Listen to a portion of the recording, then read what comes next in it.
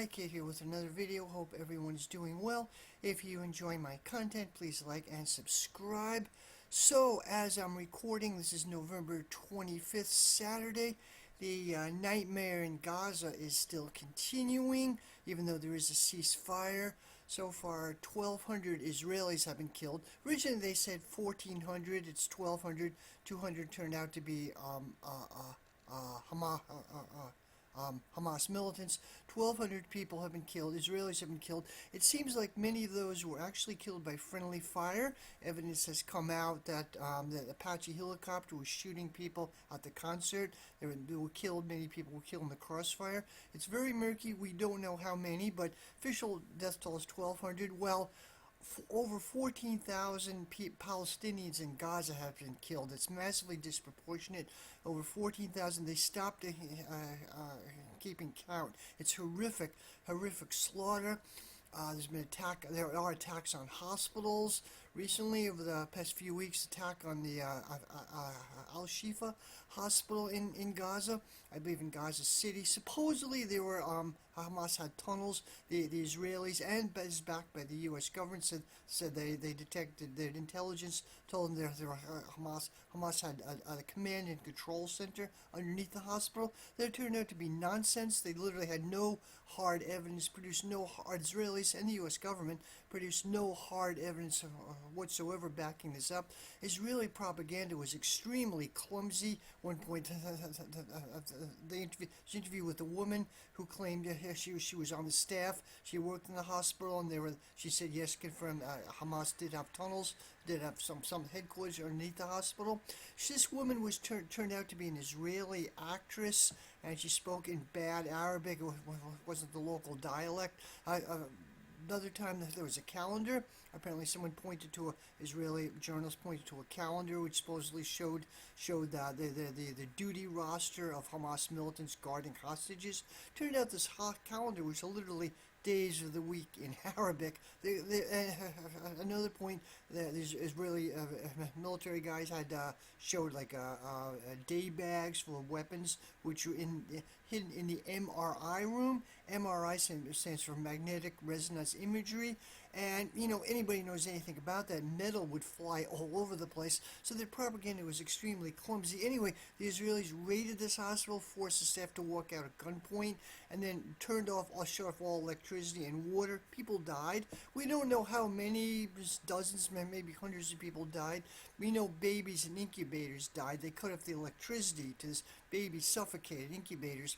And the run up to the Iraq War in the 90s, there was a story about Saddam Hussein and the Iraqis ripping babies out of incubators in Kuwait, their invasion of Kuwait. There was an incident where this woman tearfully testified before Congress about this. This woman turned out to be the daughter of the Kuwaiti ambassador, and she was trained to do this by Hills and Knowlton, a high-powered advertising firm. That was a very famous propaganda ploy back then. Now they literally are killing babies in incubators, and the U.S. government doesn't seem to have any outrage about it. Heartening thing is a mass protest movement around the world. London, something like between 800,000 million people marched in London, and the population of the UK is 60 million, so like 1/60th of the population was marching.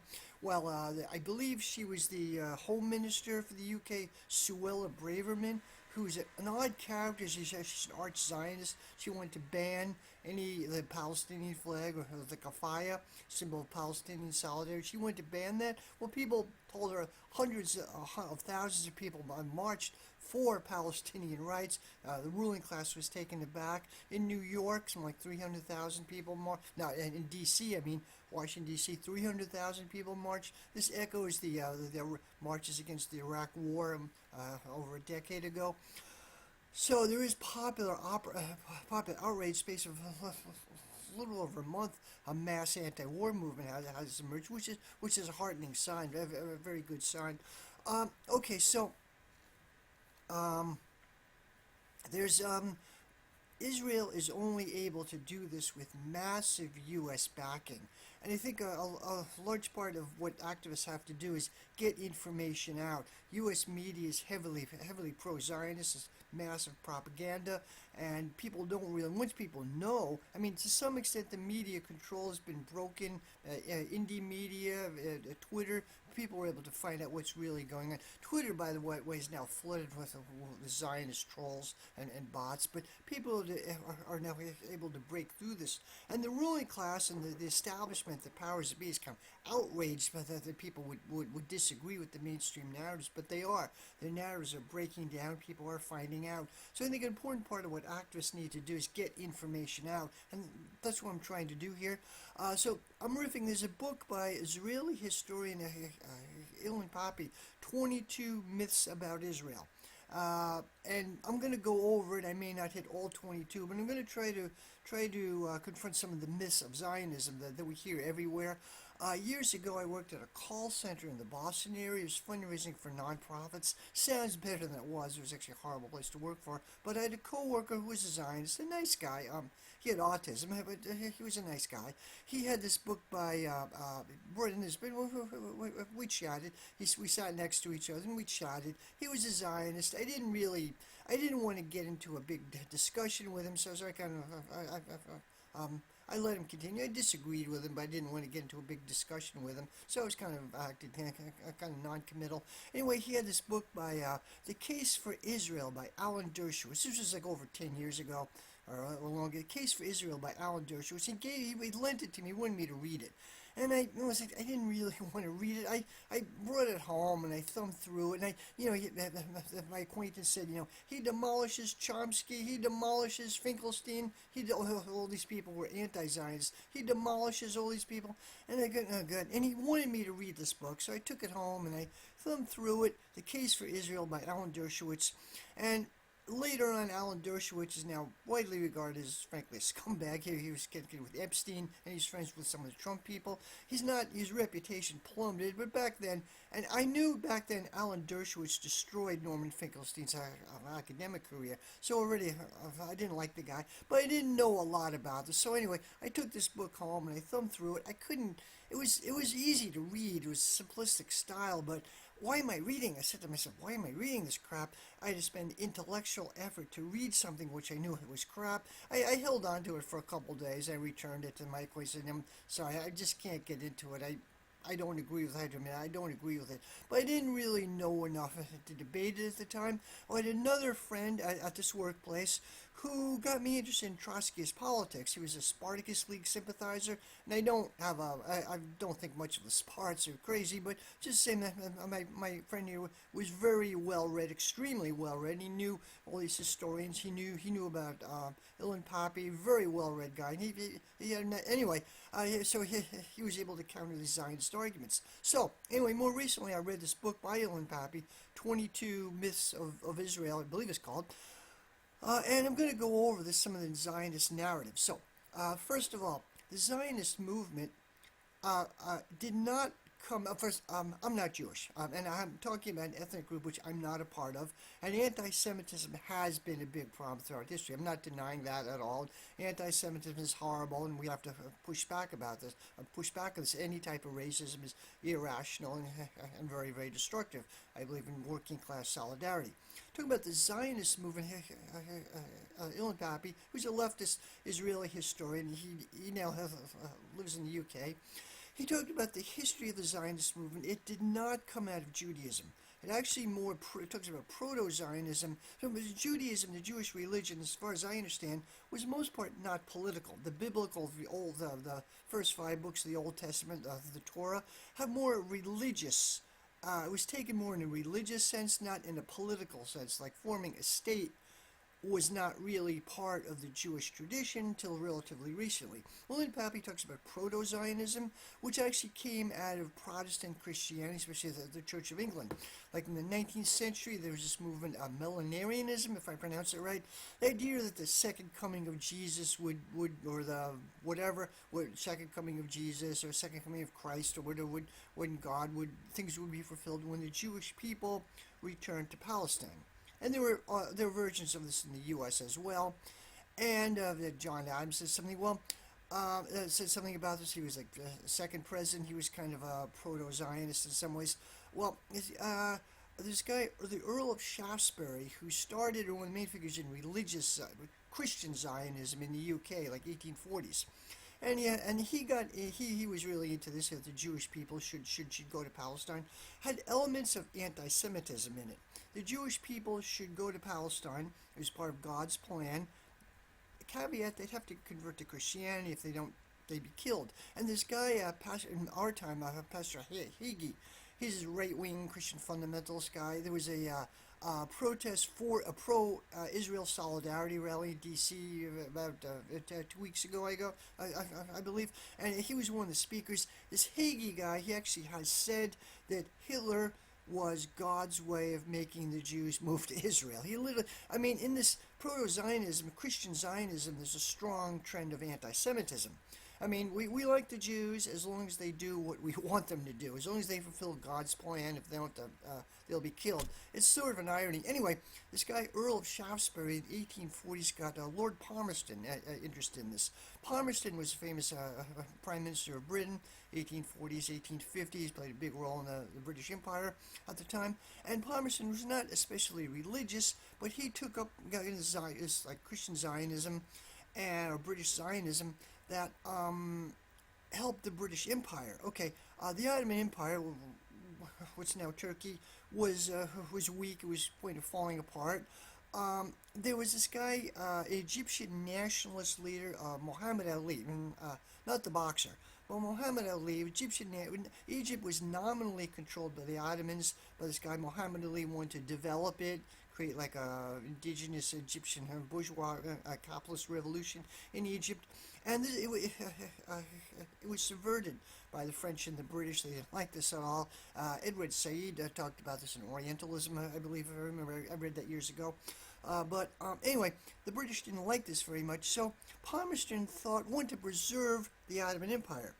And he thought it would be good for the Jews to settle, for Jewish people to settle in Palestine as a way of reinvigorating the Ottoman Empire. It was a stereotype that Jews are good with money, good at business, good at finance, a stereotype, and that Jewish people would reinvigorate the Ottoman Empire. So in support of the British Empire, the British wanted the Ottomans to say, the British were allied with the Ottoman Empire for a long time, and they wanted to stabilize it. So Proto-Zionism had origins and connections with both anti-Semitism and British imperialism. Mostly, there was actually a German religious group, a pietist religious group for a while. It's played a role, and some Americans were in favor of this too, but mostly it was a British project. Okay, the official Zionist movement emerged in Theodor Herzl, famous founder of it in, I think, 1897 or 1898, late 19th century. And there's a similar group in Eastern Europe which merged with it. This was in Theodor Herzl was an Austrian historian and a journalist. And originally he was an assimilationist, but later he became a Zionist. And this was in the wake of horrific pogroms in Russia, 1870s and 1880s. So he found the Zionist movement. It was that Jews, he explored different areas, but eventually felt the Jews should move to Palestine. There were some inner contradictions. Theodor Herzl was an atheist. He was not, and many of the original Zionist leaders or founders were atheists or not especially religious, but they used biblical religious justifications for Jews settling in Palestine. There's an inner contradiction there. There's a big inner contradiction within the Zionist movement. Most of the founders and earlier leaders were basically secular. And anyway, the Zionist movement was originally not super popular with the Jewish community worldwide. Reform Judaism, there are different factions of it in the U.S., especially, was really big. Basically, Judaism was secularized. You could, be Jewish and observe Jewish laws and rituals, but still participate in secular, almost a Christian, mainstream Christian society. It was big in the use way of sort of assimilating. It was like Jews becoming Protestants, like Protestants. You could participate in secular society, but still be Jewish. And the Reform movement, most part, did not like Judaism. Some Orthodox Jews also did not like Zionism. The idea was that it would encourage anti-Semitism, that Jews should stay loyal, first loyalty should be to the country where they live. I'm not going to take a side on this, but it was not super popular with much of the Jewish community. There was a leftist, Marxism and socialist ideas were very popular with Jewish people in Europe, and they were not too big on Zionism either. There was somewhat later was There were a leftist, pretty big leftist Zionists. There was were factions in the Zionist movement, and there were left wing, even some Marxist Zionists, not many, but the left socialist and Marxist Zionists. But there was a contradiction there. They used biblical justifications. You know, we're settled, we're going to settle in Palestine because God, whom we don't believe in, wants us to. It was inner. Ilan Pappy talks about this. Some inner contradictions there.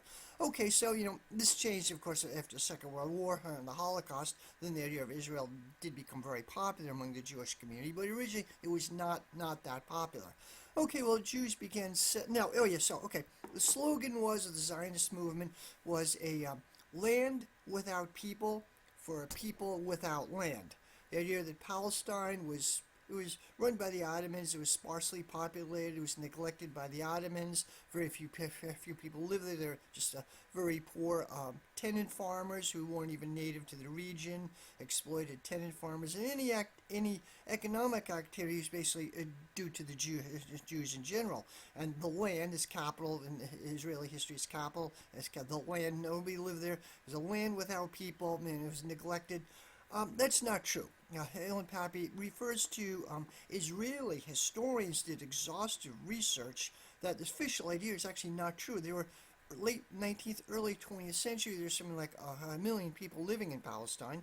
There was modernizing, like the package of the modern world, like electricity, indoor plumbing, which came in the 1920s, internal combustion engines, central heating, that's the whole package. It was rapidly modernizing in the early 20th century. There was a beginning of a sense of Palestinian nationalism or Palestinian national identity. Okay, it was part of the Ottoman Empire, and the Ottoman Empire was usually a religious empire.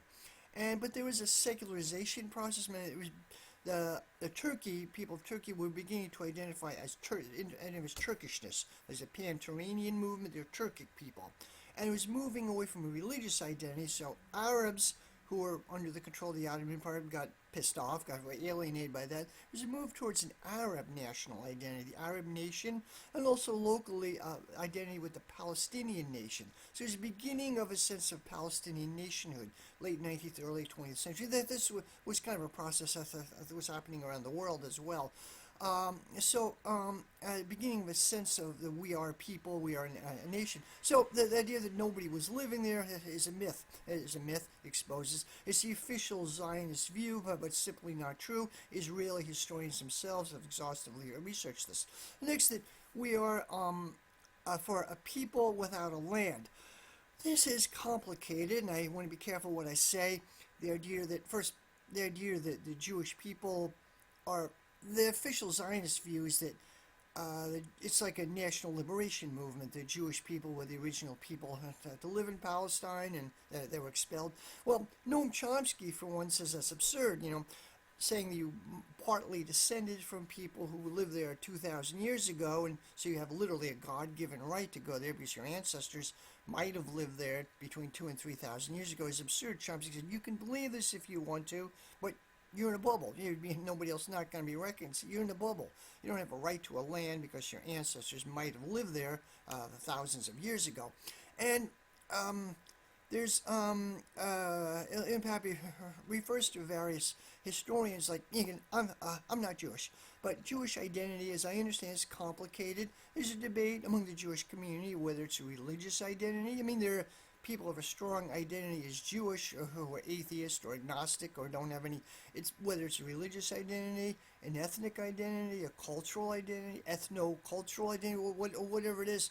And the writers, he refers to, Ilan Pappy refers to an Israeli historian, Shlomo Sand, who was a communist. He was very active in the Israeli Communist Party on the left, and some trend within the Israeli and broader Jewish left that there isn't really, the Jewish people are a mixture of groups. Shlomo Sand wrote the book, I haven't read him, but The Invention of the Jewish People, another one, The Invention of Israel, and saying, Judaism is actually a composite of different groups.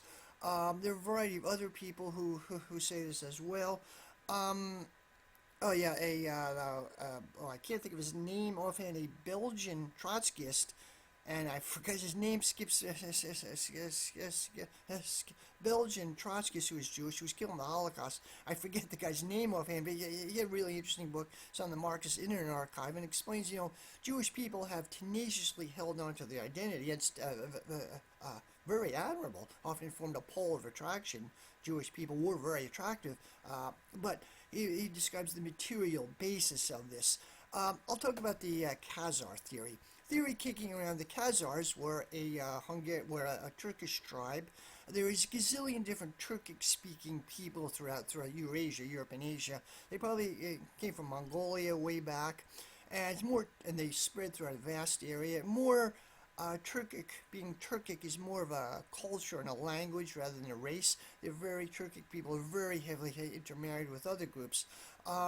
Anyway, there were gazillion different Turkic-speaking people throughout Asia, and go from Western China well into Eastern Europe.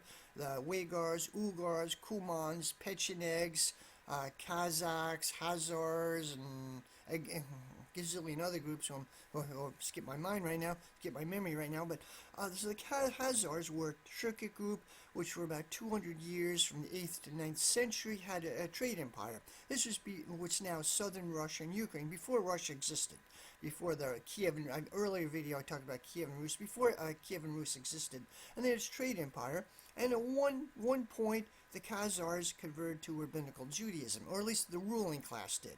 We don't know a lot about this, actually. We don't know a huge, but the king and the royal court at least converted to Judaism. We don't know how deep this was or what happened. There were Christians to one side of them, the Byzantine Empire, there were Muslims on the other side, so they kind of compromised.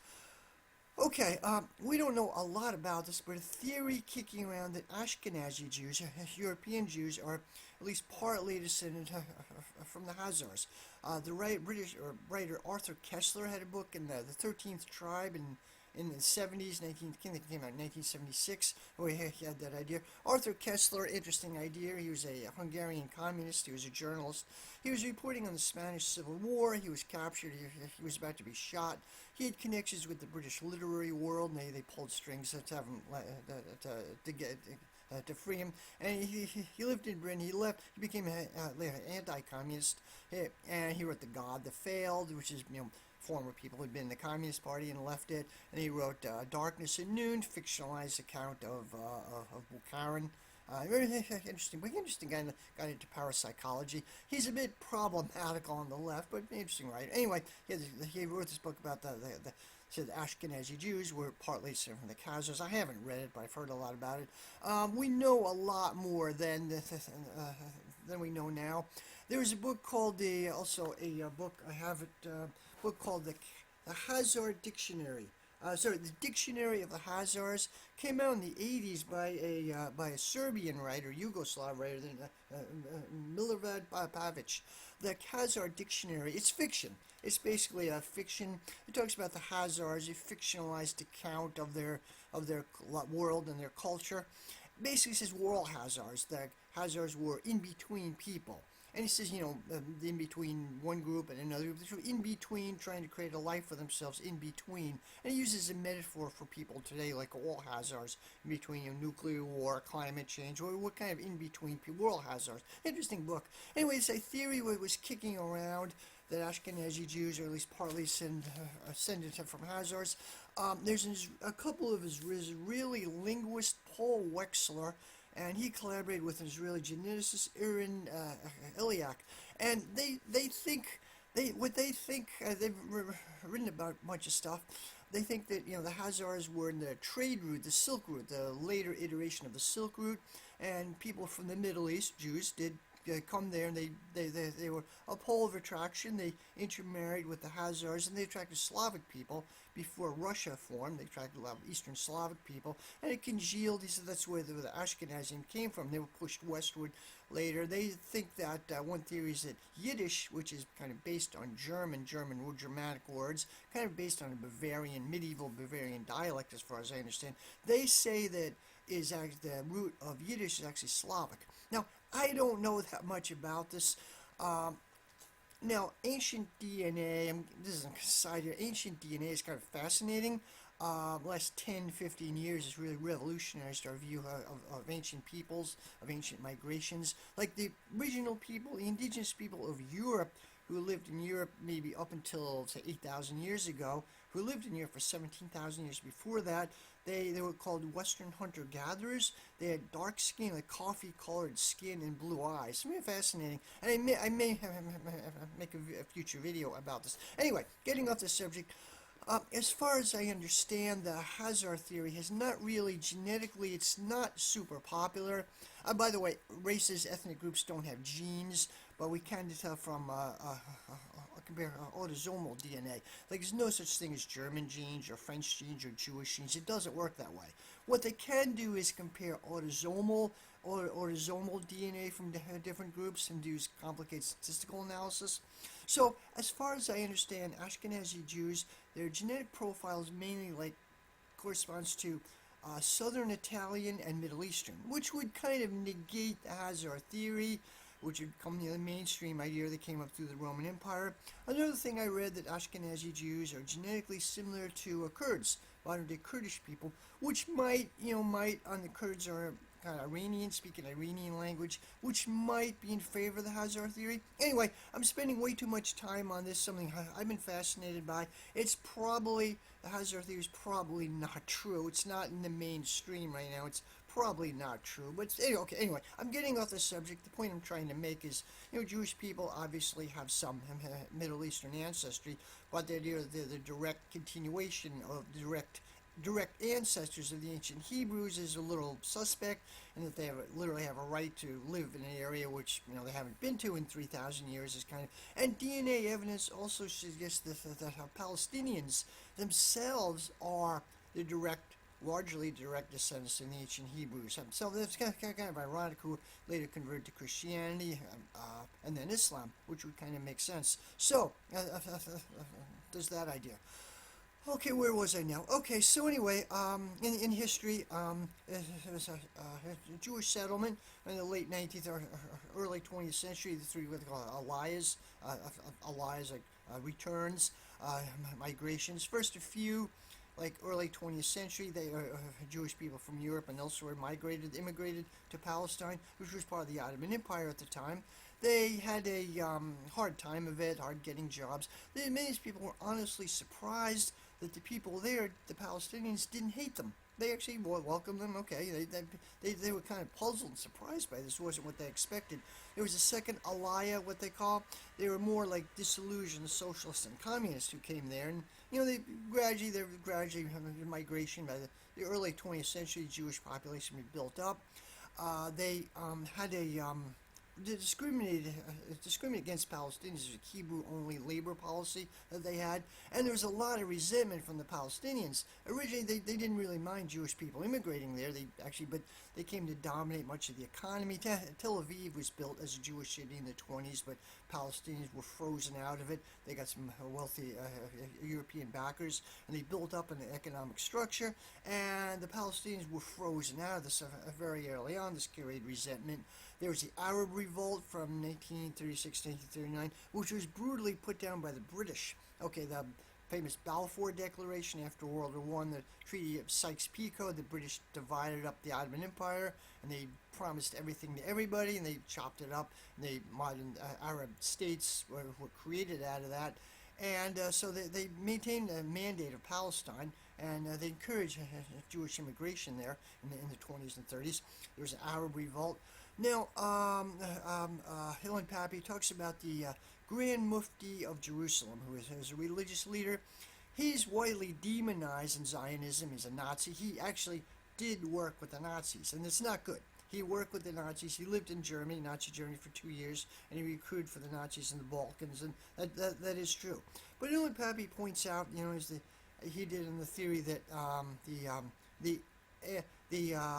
the enemy of my enemy is my friend, which isn't necessarily true, but this was not uncommon among third world nationalist leaders of the time. They saw the British as their enemy, like their Indian revolutionaries who sided with the Japanese. Probably not a good move, but Hillel Pappy points out that there were Zionist leaders who kind of did the same thing, or they made overtures to the Nazis. There was largely rebuffed. Menachem Begin, who was the Ergun, later on Prime Minister of Israel, wrote a letter to some of the Nazi leaders. There were factions of the Zionist movement which would have been more than happy to collaborate with the Nazis. It was more or less rebuffed, as far as I know, but they would have been more than happy to do the same thing.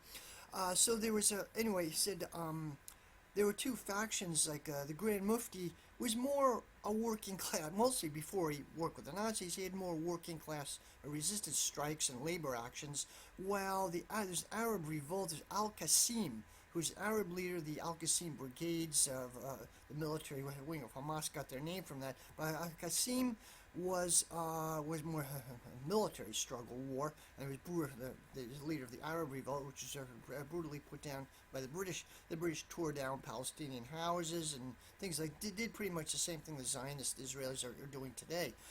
Okay, so was that then? Of course, the Second World War ended, and there's the British Mandate turned to a mess, turned to a complete mess.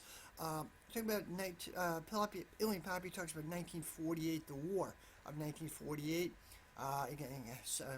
Israel beat the Arabs. There are lots of misconceptions. First of all, almost the founding myth of Israel is that the Palestinians voluntarily left, which is not true. They voluntarily left. The Arab leaders gave a call for Palestinians to leave, and don't worry, we're going to push the Jews out, and then you can come back. Well, Ilian Pappy cites Israeli research showing that's actually not true. There was no call by Arab leaders to leave. There was no call for them. That didn't happen that way. The war, Arab countries did invade Israel. There's a war against Israel. It was again a myth that it was a David and Goliath thing. The Arab countries gave a really half-hearted approach. They gave only a small fraction of their forces, and there were the countries like Egypt had King Farouk, who was a British puppet leader. The Iraqis had his British puppet monarchy. They were very weak, and they gave only a fraction of the support. Jordan, led by made a seat of the Hashemite monarchy. Hashemites were descendants of Muhammad. Supposedly they were supposedly guardians of Mecca in what became Saudi Arabia, but the British gave them gave them Jordan and Iraq. They were very corrupt,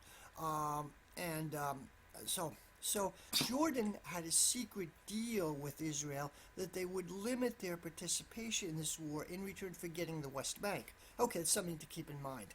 Okay, so the war was not triggered. The 1948 war was not triggered by Israel's Declaration of Independence. That's another myth. It was triggered by a massacre. By a massacre by I have it here, the Deir Yassin massacre in 1948, horrific massacre. And by the way, research has shown, a lot of research has shown, there was the Palestinians didn't flee because there was a call by Arab leaders. They actually fled because of horrific ethnic cleansing. There was Plan Darlan, or Plan D, where it was set in motion for quite a while. It was discussed since 1938. The Zionist movement had discussed this. David Ben-Gurion, who was a big leader, he said, talking about voluntarily, it's going to be good for both of us. We'll voluntarily get the Palestinians to leave, but no one voluntarily leaves their country. Mass voluntarily. It was understood since about 1938. It's been discussed that there's going to have to be violent expulsions, and there were. There was Palestinians called the Nakba. Palestinians were terrorized in 1948. Their gangs burned, their villages were burned. There were massacres, rapes. It was horrific. Some of the ethnic cleansing in cities occurred earlier, but when Israel declared independence, the Jews only controlled 7% of the land, so they're going to have to rectify this situation. They have to push the Palestinians and the rural areas, push them out.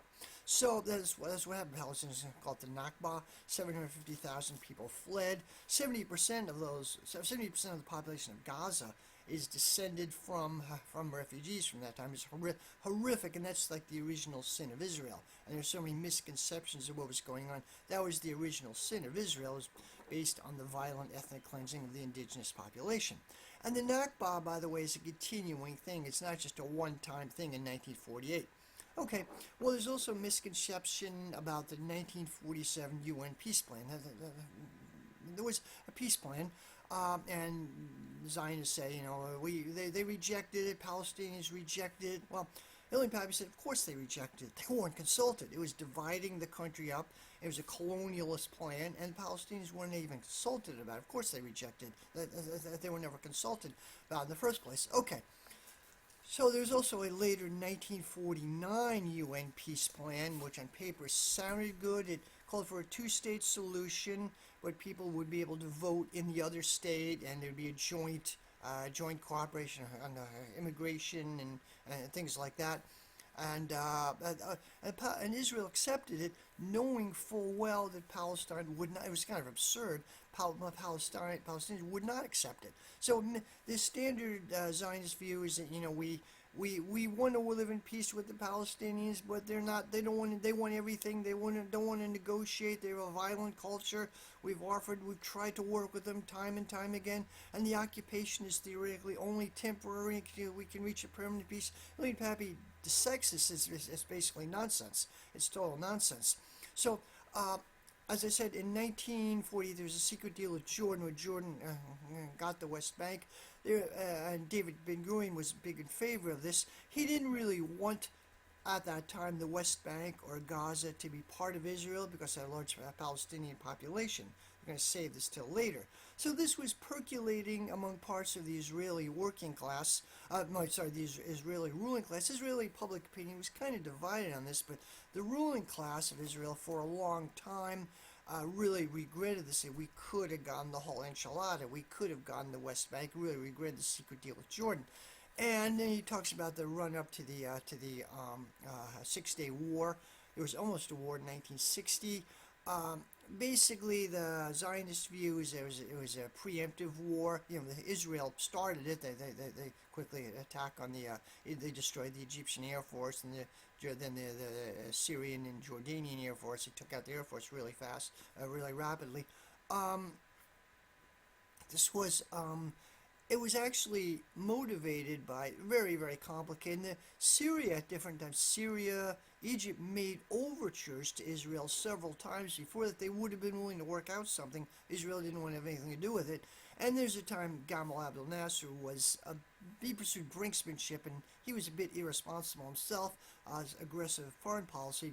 Elon Pappy talks about this, but the Six-Day War was motivated by mostly to get land grab, to get Jordan and Gaza, get the West Bank and Gaza, which they did. Okay, so there was Elon Pappy dissects all this, and there was there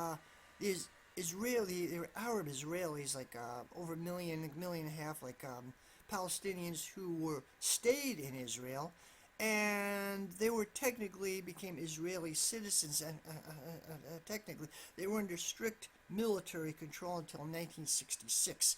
And I think it was 1958 there was a horrific massacre, and my notes here is a Kfar Qasim massacre. Wikipedia says about 60 people were killed, but I remember Elaine Pappy says 500 people were killed. They were coming back from work, and the IDF just lost and shot. They said that they were mistaken. The people who perpetuated it were just basically given a slap on the wrist. But military control over the Arab Israelis was lifted in 1966, and the control of the bureaucracy was just moved over to the West Bank and Gaza. They had the same instrument of control. They just moved it over to the West Bank. Israel then occupied the West Bank and Gaza. They still weren't quite sure what to do. Okay, fast forward. So, fast forward here. He talks about Elon Pappy talks about 1993, the Oslo Accords. Well, it was a disaster for the Palestinians, a complete disaster. One thing, there was some, I don't know, Palestinians usually went along with it. There was some hope. It was hopeful that, steps towards a Palestinian statehood, Palestinian self-government, which sounds good. But actually, there was no talk early on. The Palestinian right of return was taken off the table. Was actually taken off the table. By the way, I forgot to mention that the 1948, the idea of 1948 sorry, let's just skip this section. I'm gonna edit this a bit here, but the idea of the right of return has been percolating for a while, and actually the Kennedy administration, ironically, and I'm not a big fan of the Kennedys, but the Kennedy administration was the last administration that gave Israel a hard time, and they insisted on the right of return. It was quickly dropped. The Truman administration brought that up. In fact, Harry Truman proposed like a 5-year freeze on everything until we can sort this out. And it was the beginning of a Zionist public relations thing. And Truman dropped this. Well, the Kennedy administration brought this up again. Brought this up there, the plight of Palestinian refugees, Palestinian right of return. And then it was dropped. Kennedy was assassinated. Oliver Stone, the famous Oliver Stone movie, seems to think that the Mossad may have some involvement in the Kennedy assassination. I have no idea. But anyway, okay. Fast forward here. We got the Six-Day War in 1973. Sorry, 1967. Then fast forward. He talks about the Oslo Accords, which were a disaster for the Palestinians. They were getting moved towards Palestinian statehood. And some Palestinians were in favor of it. They got nothing back. They got nothing back. The right of return was taken off the table right away. Maybe some right of return of Palestinians who lived in the West Bank, Palestinians who have been refugees or their descendants could come back. Maybe some talk Palestinians and refugees from the West Bank, but the West Bank was already very, very crowded by that point. So the right of return was taken off the table. Palestinian leaders were bending over backwards to satisfy Israel. They kind of meant well. They were hopeful, but ended up as like crowded into Bantustans. Palestinians were crowded into Bantustans in the West Bank. A lot of surveillance and control. They rapidly expanded settlements almost shortly after the Oslo Peace Accords were signed. And Zionists also, Hillary Clinton brought this up in about 2000, that Bill Clinton tried to work out something, but the Palestinians weren't there. Again, it was the same thing. It was a joke. The right of return was taken off the table. It didn't really offer anything, and Arafat walked out. And Zionists blame him. We tried to negotiate, but Arafat said, well, Ellen Pappy says that that's simply not true. Palestinians were not really offered anything. There's Intifada. Zionists blame the first Intifada for an uprising, for derailing. Actually, the Intifada came out of rage and frustration that the Oslo Accords weren't going anywhere. It didn't go anywhere. It made things much, much worse for Palestinians. Palestinians in the West Bank were under intense surveillance and control, made things much, much worse. So that's where the rage and frustration of the first Intifada came from, and it was brutally suppressed, violently suppressed, and West Bank is under very brutal military control. People killed all the time, and this first Intifada was brutally suppressed. There's a second Intifada in 2000. It was triggered by Ariel Sharon visiting a Temple Mount with a big retinue behind him. This triggered a lot of pent-up rage and frustration. That was also brutally repressed. Palestinians actually have had a long tradition of nonviolent resistance. But Ellen Pappy and others pointed out this was brutally crushed. People were killed, brutal repression.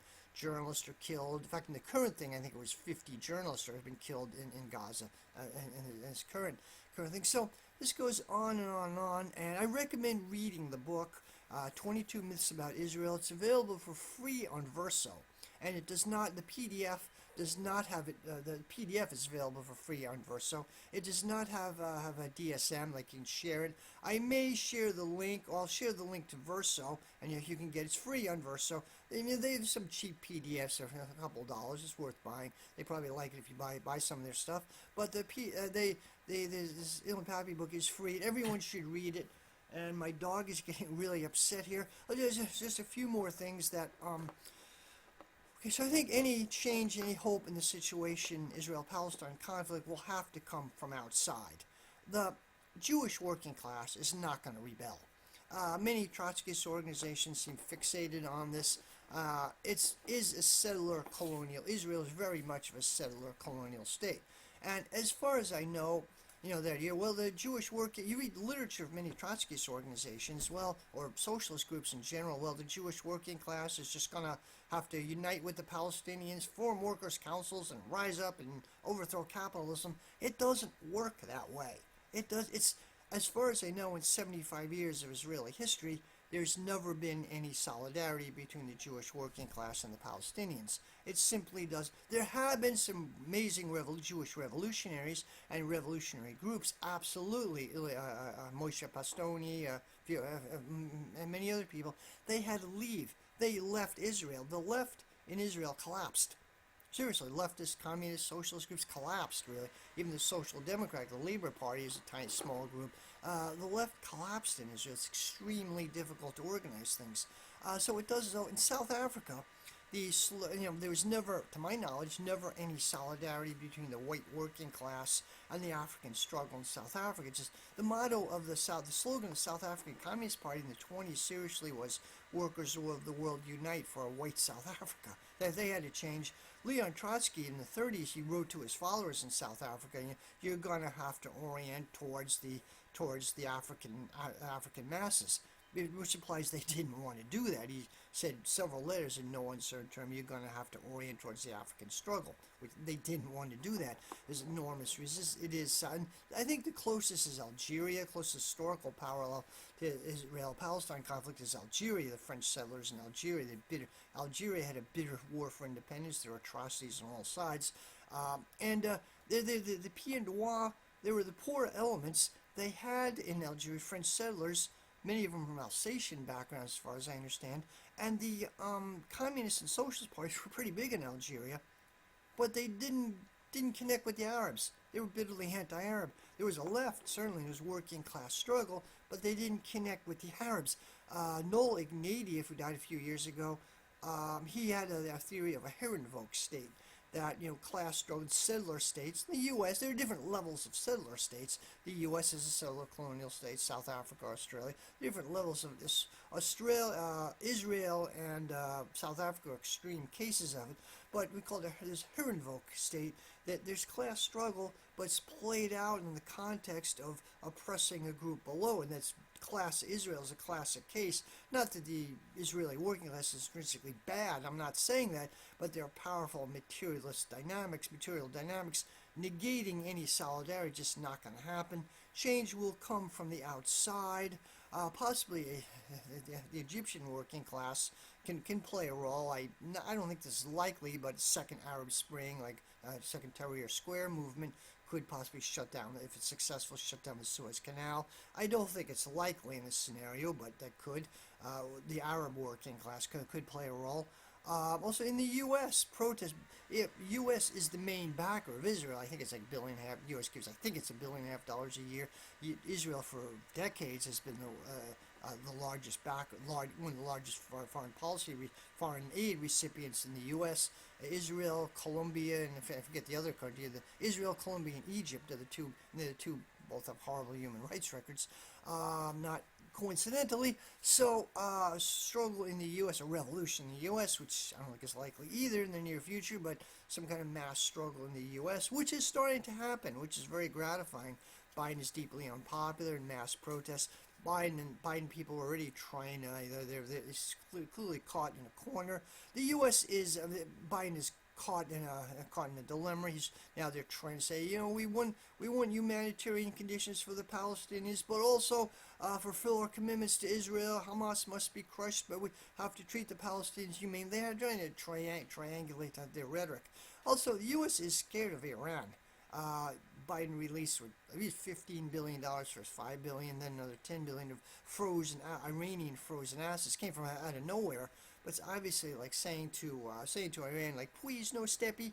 Please, there was a slogan during the Trump administration. There's making fun of the right wing, like, don't the Gadsden flag slogan, don't tread on me with a snake. So it was a joke riffing on this. The snake said, please no steppy. So that's kind of what the U.S. is saying to Iran now. Please no steppy. U.S. is terrified of Iran getting involved. There is conflict. Iranian proxies are attacking U.S. bases in Syria and Iraq, but U.S. does not. U.S. is fighting back, but the U.S. does not want Iran to get involved. So that's an issue.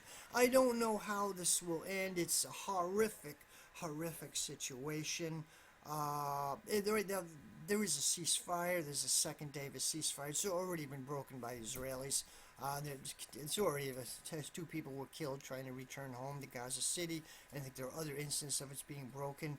Yeah, I would not trust the Israelis one iota. There are stories that some of the Red Cross workers are putting like tracers, chips on some of the Hamas people. I don't know stories. So anyway, I hope this video made sense. I hope you like my work here, and this came out a bit garbled at times. I apologize for that. My dogs are super anxious to go for a walk. They're yelling behind me here. So I'm going to have to go, and probably a lot of things that I wish I'd said after this video is over. But anyway, do what I can do. Anyway, have a good day, and if you enjoy my content, please like and subscribe. Thanks.